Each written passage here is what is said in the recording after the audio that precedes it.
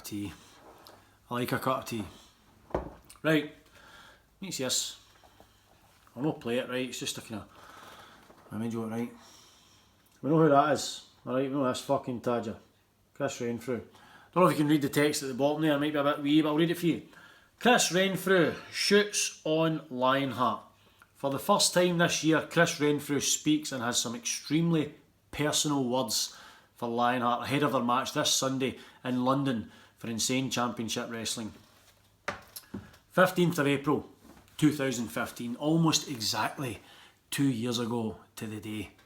Now, interestingly enough, the reason I'm talking about this just now is because just earlier on ICW posted a match graphic for London for the ICW tour, Chris Renfrew versus Lionheart. I'm thinking to myself, well, here we go again. I'm kind of half expecting another wee video to go up with Chris Renfrew doing what he does best, burying folk, ripping them to shreds, highlighting every negative aspect about them. And that's what that video did. You done it very well. I mean, everything was in there. Alright, the retirement, the comeback, the broken neck, Jackie Polo kicking my head in, absolutely everything. So it's fine. I don't mind. Absolute all respect to you. So I thought I'd kind of beat you to the punch a wee bit, since you seem to be kind of a wee bit preoccupied just now anyway, because we both seem to be going through different things just now. We've got different things going on. I've got issues with Joe Hendry. You've got something happening with Mikey Whiplash just now. I'm not really sure what it is. You had a thing with Stevie, and then Whippy came back and come up through the ring and dragged you down to hell, and now you're back and you're a demon or you're under a spell, and you've got the House of Saint thing going on, and nobody's really sure what's happening because you're no speaking and you're no saying anything.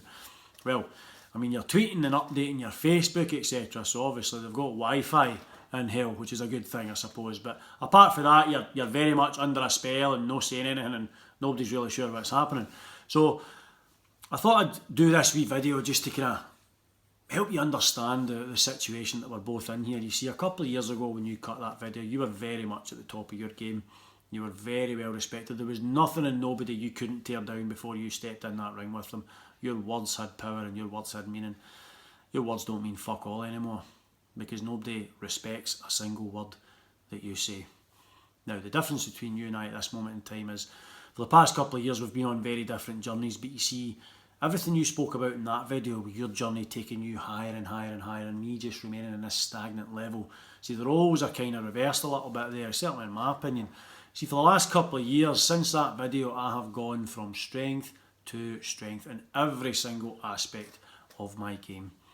Last year, I was one of the most dominant champions in ICW history. I was the ICW 0G champion. I held that championship for the majority of the year, and I walked into the Hydro against a group of some of the best talent that this country's ever seen. I came that close to keeping a hold of that championship. And the only reason I lost it is because Mick Foley decided to put Kenny Williams in there at the last minute, an event I was not prepared for. But you know what?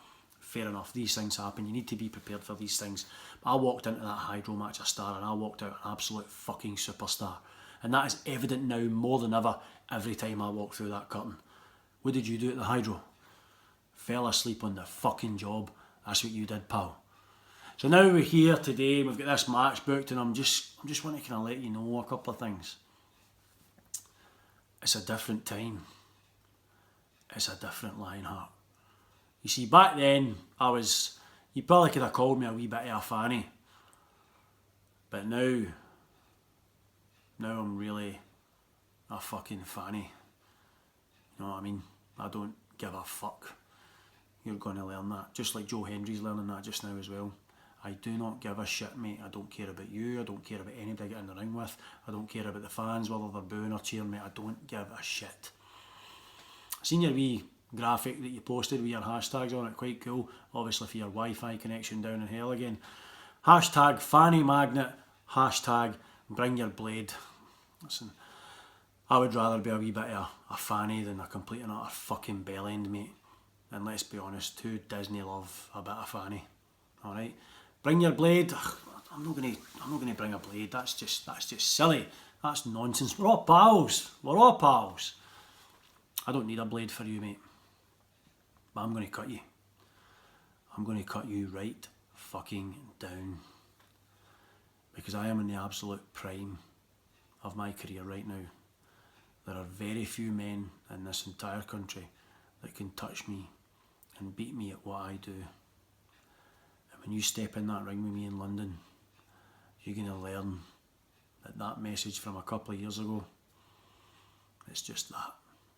A couple of years ago, it's in the past. Today, it's very, very different. And when you step in that ring with me and that bell rings, what you're going to get is 2 years of pent up frustration, a petty grudge that has been held deep inside for a long, long time.